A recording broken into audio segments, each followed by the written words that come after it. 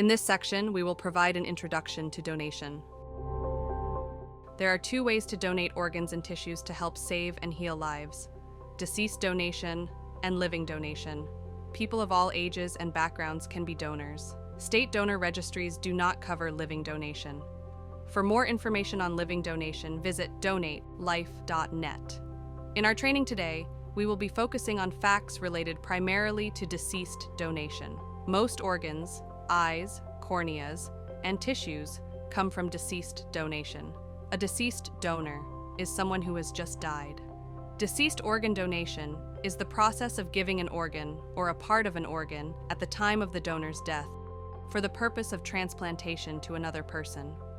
Deceased organ donation can only occur in a hospital setting after death has been determined and declared by medical professionals who are not part of the donation and transplantation process.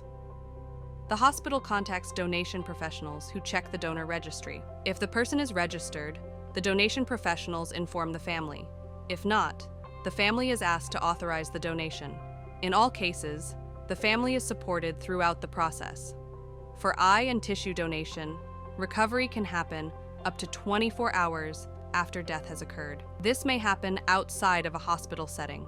When a customer says yes to being placed on the donor registry, they are signing up for deceased donation only. There is no cost to the donor's family or estate for deceased donation, and all major religions in the U.S. support donation as a final act of compassion and generosity.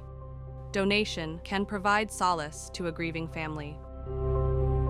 Living donation is an opportunity to save a life while you are still alive. Living donation allows a living person to donate a specific organ. This is arranged through the patient's transplant center according to the criteria they have in place.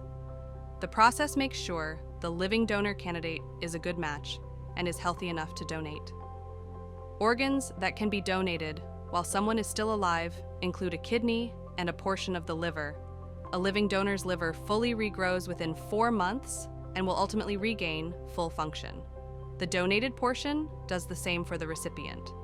Living organ donation offers another choice for some transplant candidates, reducing their time on the waiting list and leading to better long-term outcomes. Living organ donation and transplantation were developed as a direct result of the critical shortage of deceased donors. Living donors don't have to be related to their recipients. On average, 1 in 4 living donors are not biologically related to the recipient.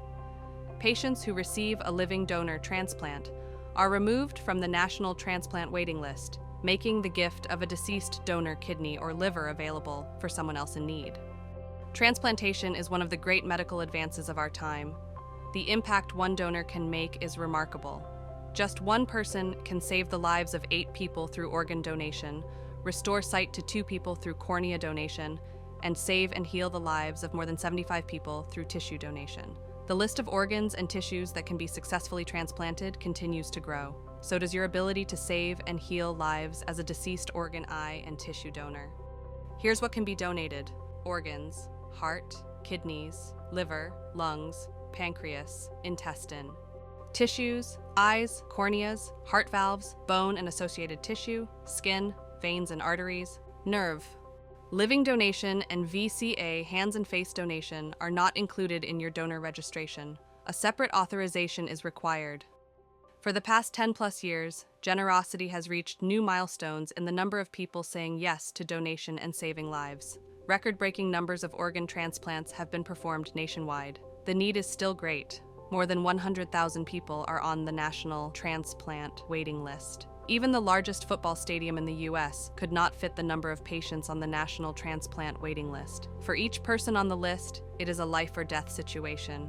Because only 1 to 3% of people die in a way that allows them to be an organ donor, it is important for everyone to register. This is why the need is so great and why you are so important. Asking the donor registration question every day helps save lives.